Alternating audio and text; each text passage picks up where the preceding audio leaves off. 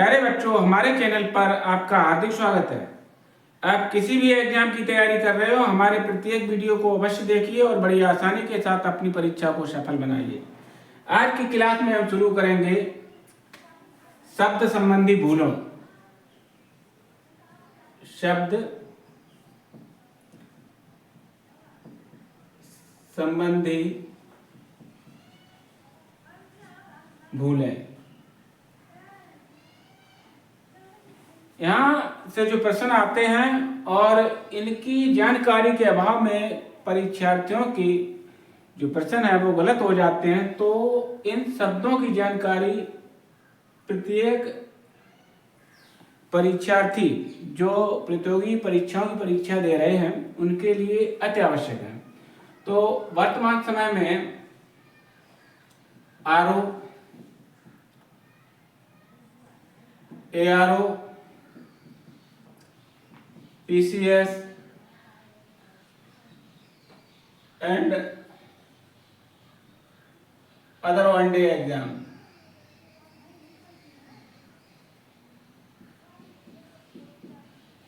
सभी अभ्यर्थियों के लिए जो शब्द संबंधी जानकारी होना अति आवश्यक है। इसके अभाव में जो आपके प्रश्न हैं वो गलत हो जाते हैं। तो यहाँ हमने देखा, बहुत से चैनल वालों को पढ़ाते हुए देखा, तो वो एक प्रश्न ले लिए और उसमें आपको समझा दिए। तो थोड़े समय में जो शब्द होते हैं उनको अधिक से अधिक आप लोग आत्मसात करें। अपने जो हिंदी के शब्दकोश में है उसके ज्ञान में वृद्धि करें। तो हिंदी के शब्दकोश का ज्ञान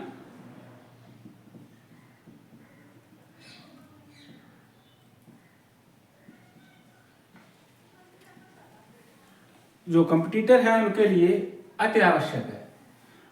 जब हमने देखा कि पढ़ाने का तरीका प्रश्न ले लिए, एग्जाम्पल के तौर पर एक क्वेश्चन ले रहे हैं हम यहाँ पर कि निम्न में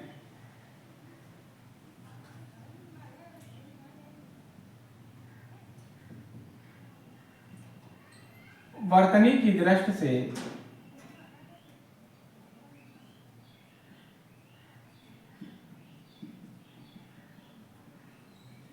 सही शब्द का चयन करें। इस तरीके का प्रश्न हुआ और उसके 4 विकल्प दे दिए। जैसे एक शब्द ले रहे हैं हम महौषध, उसका विकल्प दूसरा ले रहे हैं महौषधि, और तीसरा विकल्प महाशद, और चौथा जो विकल्प है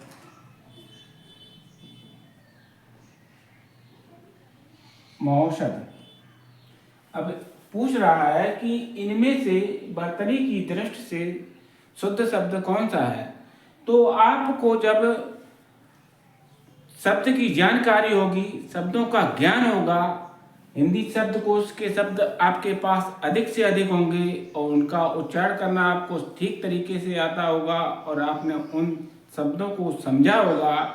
जो हिंदी तो अपनी मातृभाषा है, जो बचपन से लेकर जहाँ तक पढ़ते हैं तो वो पीछा नहीं छोड़ती है। तो इसका ज्ञान होना, उन शब्दों को जान लेना एक नॉर्मल बात हो जाती है, लेकिन उन पर ध्यान नहीं देते हैं। जैसा कह दिया वैसा लिख दिए, तो वैसा समझने में और बोलचाल की भाषा में प्रयोग तो हो जाता है, लेकिन जब वर्तनी की दृष्टि से उसको पूछा जाता है तो उसका जो सही रूप है, शुद्ध रूप है, वही मान्य होता है। तो यहाँ पर जब हम देखते हैं किसी भी तरीके से अगर हमने प्रचलन में कह दिया, लिख दिए, तो वो समझ गया कि हाँ चलो ये ठीक है, लेकिन जब पूछा जाएगा तो जैसा उसका रूप है वैसा ही आपको देना होगा। तो उसका उच्चारण और उच्चारण के बाद उस शब्द का अर्थ ये जान लेना बहुत आवश्यक हो जाता है। तो यहाँ पर हमने देखा कि इस तरीके से जो हमारा बी विकल्प है महौषध, यही सही है। तो ये यहाँ संधि विच्छेद करने की जरूरत नहीं, केवल शब्द को ही समझना है आपको। तो वहां पर हमने देखा महाधन औषध, महान है जो औषध, जो दवाई जो है वो पेनेशिया है, तो ये रामबाण है, तो उसको हमने महौषध कहा। और वर्तनी की दृष्टि से उसे ऐसे लिखा जाएगा। ये सब बातें छोड़ दीजिए आप, तो केवल जो मूल है उस शब्द के मूल को ही याद रखिए, आप आसानी से समझते चले जाएंगे चाहे कोई भी शब्द हो। तो आइए, और शब्दों कितनी देर में जो आपको हमने ये बताया, इतनी देर में कम से कम 5 जो शब्द हैं उनको समझाया जा सकता था। और आत्मसात तो आप करेंगे, परीक्षार्थी आप हैं, आपको याद करना है। तो आइए, जो शब्द हैं उनमें जो उपसर्ग संबंधी भूलें होती हैं और प्रत्यय संबंधी भूलें होती हैं, तो शब्द को किस तरीके से लिखा जाता है और किस तरीके से उसको सही माना जाता है और उसके भाव में वो गलत हो जाता है, इस बात को समझते हैं तो हम जो सही है उसको समझेंगे। आइए,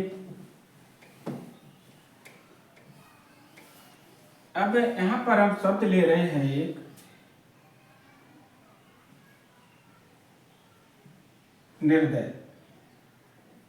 ये हमने यहाँ पर शुद्ध शब्द लिए, इन्हीं का ज्ञान आप लोगों के लिए आवश्यक है। यहाँ पर अशुद्ध रूप में किसी भी तरीके से इसको लिख सकते हैं, लेकिन ये जो है आपके लिए एक अतिरिक्त टेंशन होगी। तो यहाँ पर जो मुख्य रूप से शुद्ध शब्द होता है उसी को समझना है। निर्दय, जो निर्दय शब्द है इसको अशुद्ध रूप में कहीं पर निदयी या निर्दयी देखने को मिलेंगे, लेकिन आपको शुद्ध ही चयन करना है, निर्दय। अगर इसका हम संधि विच्छेद करेंगे, यहाँ पर जरूरत नहीं, संधि विच्छेद वाली क्लास अलग से पढ़ाएंगे आपको। तो निधन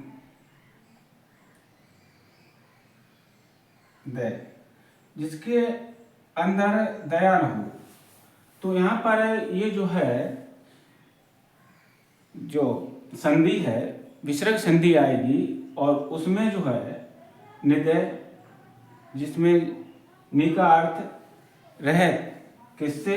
दया, दया से रहित जो व्यक्त होगा उसको हम निर्दय कहेंगे। तो ये बात समझिए। इसी तरीके से शब्द आता है आपका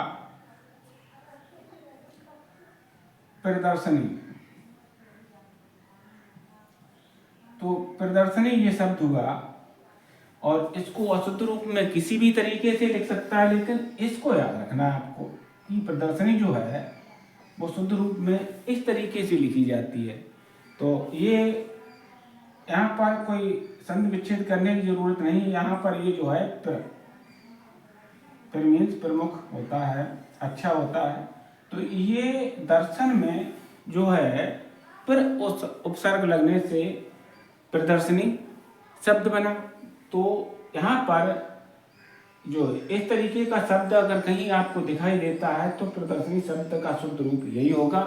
उस तरीके से अशुद्ध रूप में ये तो आपके लिए एक अतिरिक्त जानकारी देना होगा, लेकिन सही शब्द समझ जाएंगे तो हमें सभी जो अशुद्ध शब्द हैं उनकी जरूरत ही नहीं होगी, क्योंकि हमको तो सही शब्द ही चुनना है। तो यहाँ पर जो प्रदर्शनी है उसका रूप ये है, और इसी तरीके से आपको अपने दिमाग में सेट करना है कि ये जो शब्द हैं इस तरीके से लिखे जाते हैं। ना को आप लोगों को इसकी पीएचडी नहीं करनी है। तो ये जो है ये सब अशुद्ध है, केवल शुद्ध रूप को ही आपको देखना है। इसी तरीके से अनधिकार ये शुद्ध होता है, अनधिकार। इसी तरीके से अगर अनाधिकार आ जाता है तो वो गलत है। केवल समझिए अनधिकार, इसको उच्चारित कीजिए, उसके बाद लिखिए, आ जाएगा। जब आ जाएगा आपको ज्ञान हो जाएगा।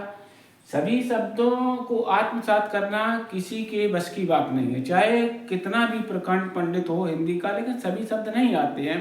परीक्षा जब होती है तो 2-4 क्वेश्चन ऐसे होते हैं उसमें कोई नहीं कर पाता है।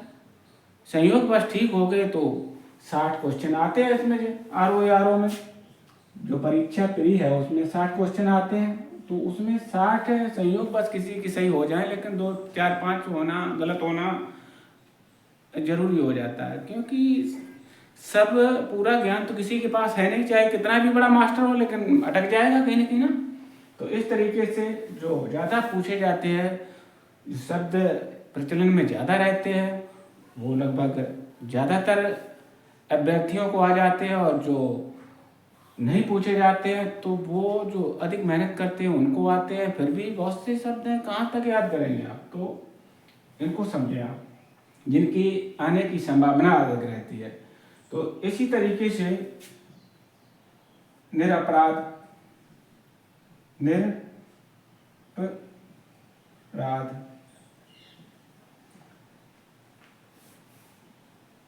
तो ये उपसर्ग लगे देख रहे हैं, तो ये अन, ये निर, इस तरीके से यहाँ पर हमने इन बातों को देखा।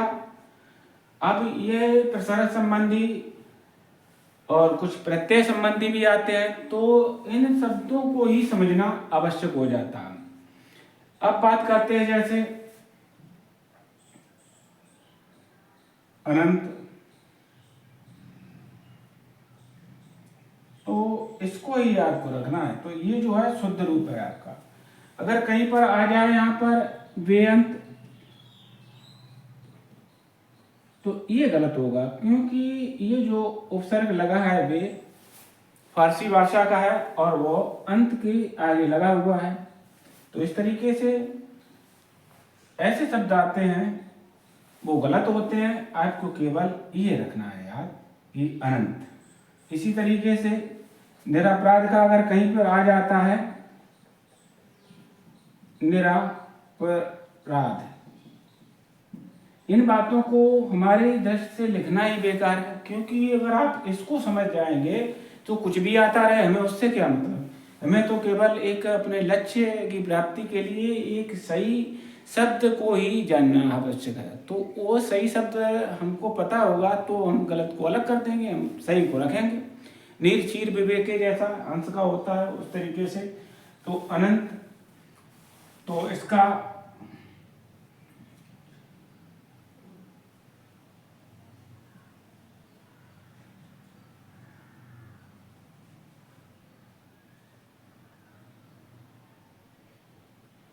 अनघन अंत, ये संधि विच्छेद हो गया है। यहाँ संधि विच्छेद करने की कोई जरूरत नहीं, केवल सही शब्द को ही हमको समझना है। तो यहाँ पर हमने इस बात को समझा। इसी तरीके से जो और शब्द ज़्यादा से ज़्यादा आते हैं और आने की संभावना रहती है उसको भी समझते हैं। तो अचेत शब्द होता है, तो अचेत शब्द ही शुद्ध होता है। इसके आगे अगर अनचेत वगैरह आ जाए तो ऐसा कोई शब्द नहीं होता, अचेत ही होता है। तो अचेत ही को याद रखना है, ना कि अनचेत को। इसी तरीके से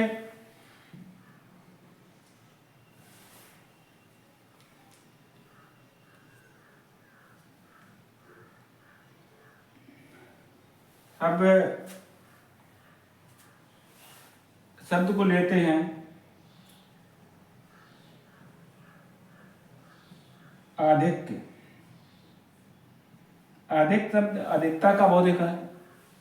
तो अधिक की शब्द जो है वो शुद्ध है। इसके आगे जैसे अधिकता आता है,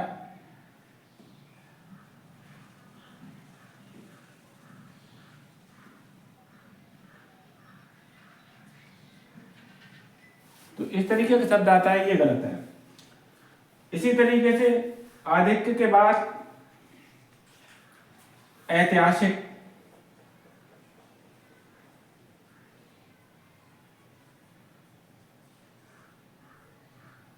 तो ऐतिहासिक शब्द इस तरीके का लिखा होगा तो यही सही शब्द है। इसके बाद कैसा भी तरीके से ऐतिहासिक लिखा हो, ऐतिहासिक, ऐसे शब्दों को लिखने की जरूरत ही नहीं है, केवल सही शब्द को ही हमें आत्मसात करना है। तो ऐतिहासिक इस तरीके से लिखा जाता है, जो इतिहास संबंधी जानकारी देता है। इसी तरीके से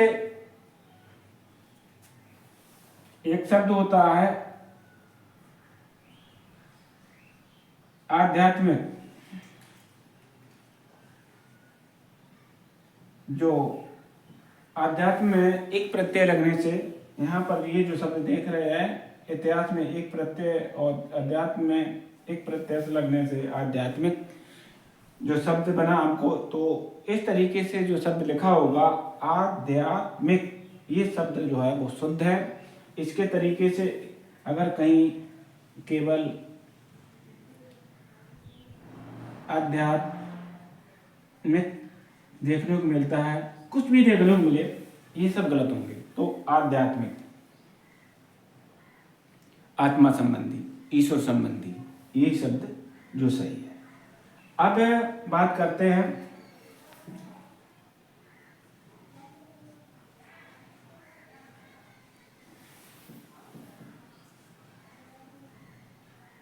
आनुषांगिक।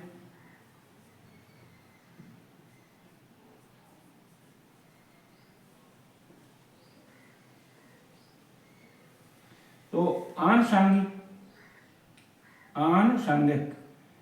ये शब्द जो है वो शुद्ध है। इस तरीके से अगर किसी भी तरीके से आनुषंगिक ऐसा आता है, ये गलत है। तो इसको ही समझना, आनुषंगिक ये शब्द जो है अपने से ही संबंधित, स्वयं से ही संबंधित जो शब्द है, इसका अर्थ आनुषंगिक का अपने से ही संबंध रखने वाला, तो आनुषंगिक हो गया। इसी तरीके से और शब्द लेते हैं, जैसे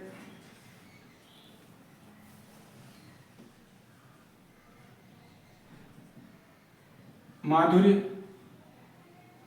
तो ये जो शब्द है वो शुद्ध शब्द है, माधुर्य है। माधुर्य शब्द जो है शुद्ध शब्द है। तो अगर कहीं पर आ जाता है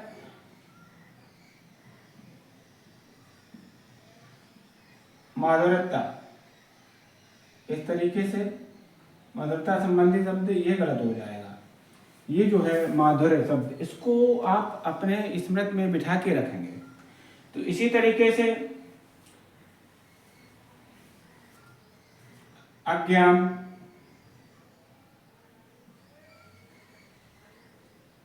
अज्ञान शब्द जो है वो शुद्ध है। अगर यहीं पर कहीं जो प्रत्यय लगने से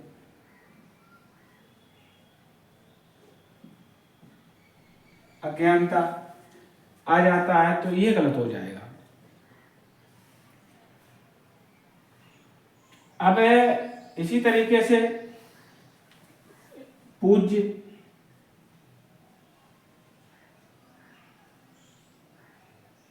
ये शब्द जो है शुद्ध है, और इसकी जगह पर अगर पूज्य नहीं आ जाता है, ये शब्द गलत है। तो यहां पर केवल अगर पूज्य दिया होगा तो वहां पर पूज्य सही होगा। अगर पूज्य नहीं दिया है तो वहां पर इस तरीके का होगा, या है वो पूरा होगा, जो पूजनीय है वो शुद्ध होगा। अगर सिंगल रूप में पूज्य होगा तो इस तरीके से पूज्य मान्य होगा। अगर पूजनीय दिया हुआ है और इस तरीके का पूजनीय दिया है, जो आधा जा निकल रहा है यहाँ में, तो ये गलत होगा। यहाँ पर पूजनीय पा और उसके बाद पूरा जो जा है, इस तरीके का रूप जो लिखा देख रहे हैं, ये ही शुद्ध है। और उस तरीके से आता है अगर, वो गलत होगा। तो इस तरीके से और भी शब्द हैं, जैसे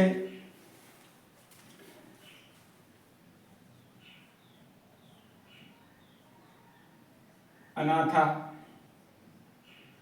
जो कहते हैं जिसके माता पिता ना हों उसको हम अनाथ कहेंगे। और जिस यहाँ पर जब लिंग संबंधी बात करेंगे, जिस बच्ची के माँ बाप ना हों उसको हम अनाथा कहेंगे। तो अनाथा होता है अनाथिनी, वगैरह ऐसे शब्द नहीं होते हैं, तो केवल इसको ही याद रखना, अनाथा। अब होता है जैसे कोई कोमल अंग वाली स्त्री हो, उसको हम क्या कहेंगे?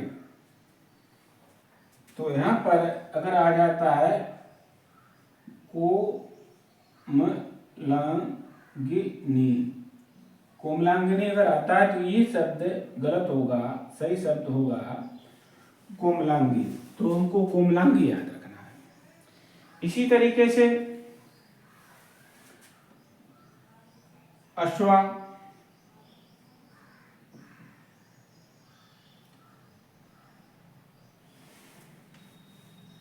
तो अश्वा का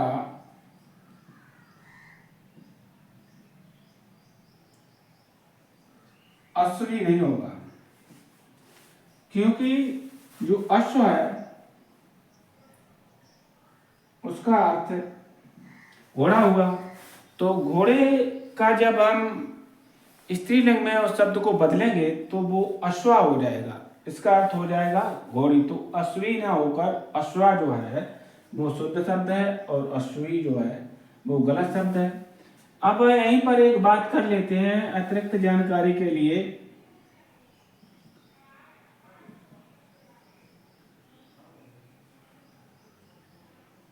अश्विनी, अश्विनी जो चलन में हम आजकल बच्चों का नाम रख लेते हैं अश्विनी।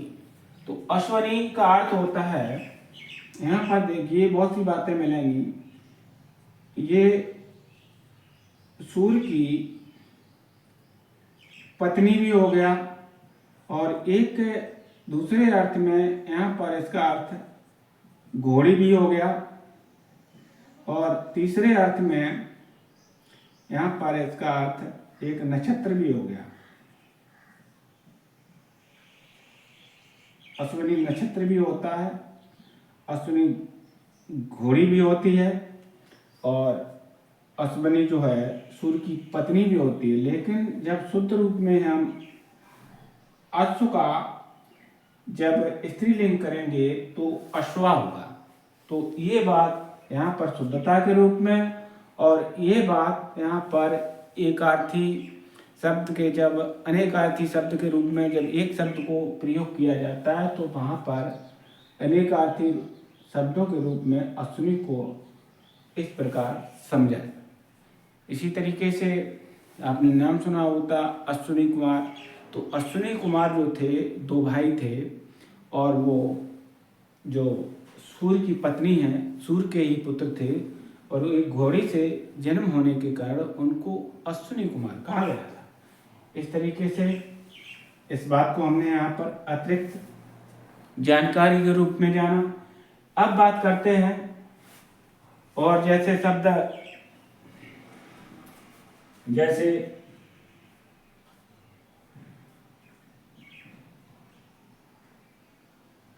दिगंबरा। तो दिगंबरा शब्द जो है वो शुद्ध शब्द है, और ये स्त्रीलिंग में आएगा, ना कि होगा दिगंबरी। तो दिगंबरी शब्द नहीं होगा। तो यहाँ पर जो दिगंबर है वो दो शब्दों से बना है, दिक धन अंबर। तो दिक का अर्थ हुआ दिशा,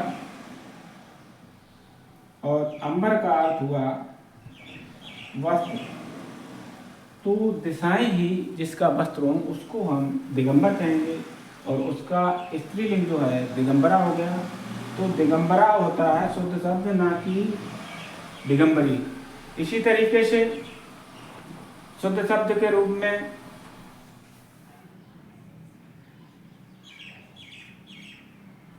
रवींद्र।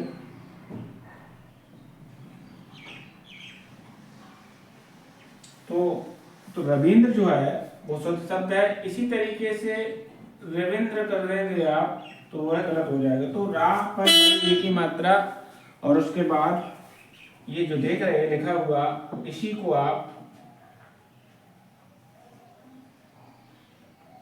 शुद्ध रूप को याद रखिए, और इस तरीके का अगर इससे भिन्न अगर आता है तो वो गलत तरीके में चला जाएगा। तो रवि धन इंद्र।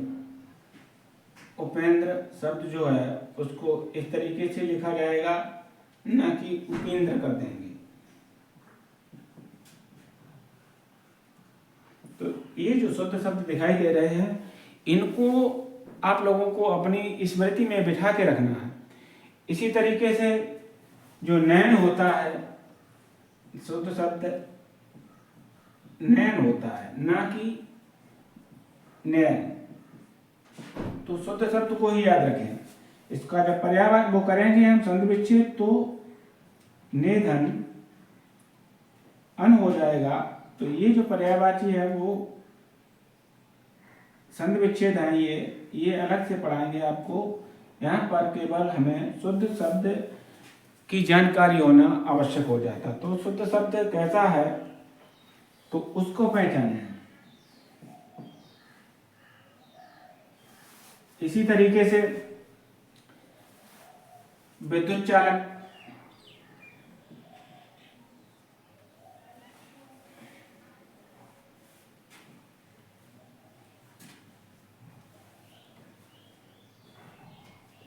विद्युत चालक जो शब्द है वो इस तरीके से होगा, विद्युत ताना बन के चा और फिर आधा चा, फिर उसमें पूरा चा। इस तरीके से अगर शब्द आपको देखने को मिलता है तो ये शब्द का शुद्ध रूप है। इसके अतिरिक्त अगर किसी भी तरीके का शब्द आपको देखने को मिलता है तो उस पर मत जाइए, केवल इसी को याद रखिए। तो विद्युत धन चालक, इसका संधि विच्छेद हो जाएगा। तो संधि विच्छेद कहते हैं व्यंजन संधि में चला जाएगा। तो ये बात अलग है, लेकिन उसको सही तरीके से हमको समझना है। इसी तरीके से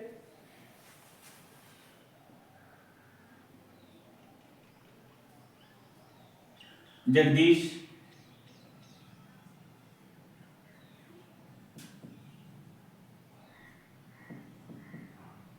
जगदीश शब्द है ये शुद्ध है। जगत धनीश, इसका संधि विच्छेद हो गया। संधि विच्छेद से मतलब ही नहीं। इसी तरीके से कहीं आ जाता है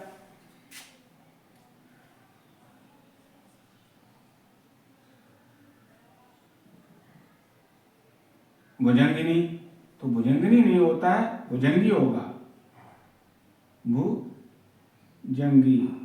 ये जो है शुद्ध शब्द है, इसको याद रखना है। ये तो जो स्त्रीलिंग के जो हैं और शब्द रूप में किस तरीके से शब्द लिखे जाते हैं उनकी जानकारी किए।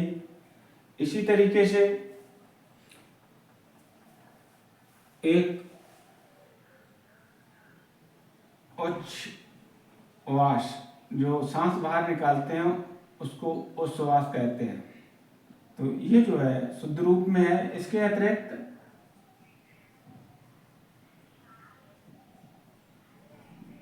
किसी भी तरीके का शब्द आ जाए वो गलत होगा। तो इस तरीके से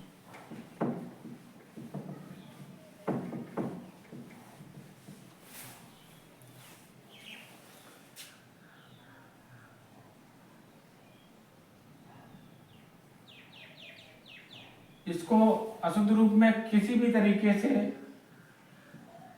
जयापति, ये जो है ये इसका तद्भव रूप हो जाएगा। तो ये दंपति है, जिसका अर्थ होता है जीवन साथी।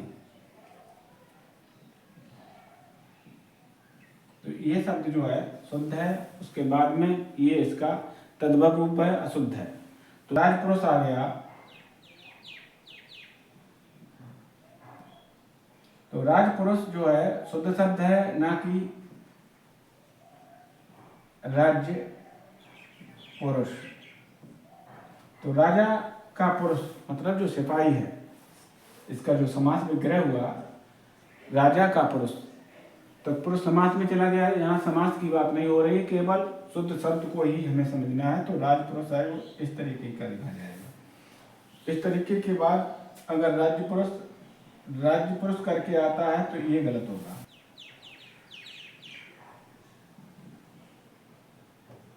मोहदार्य, मोहदार्य शब्द जो है शुद्ध शब्द है। महाधन,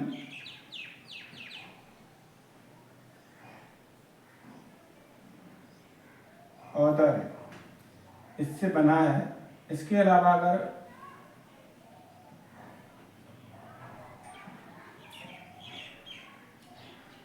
महोदया,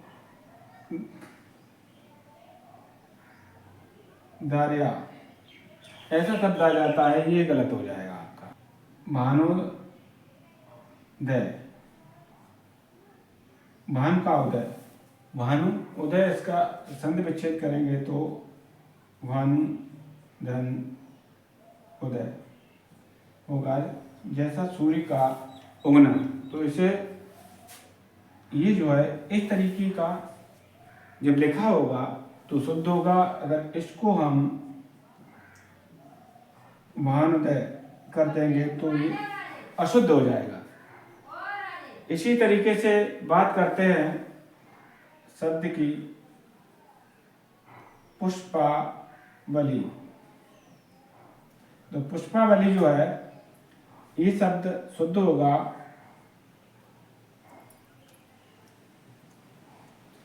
पुष्प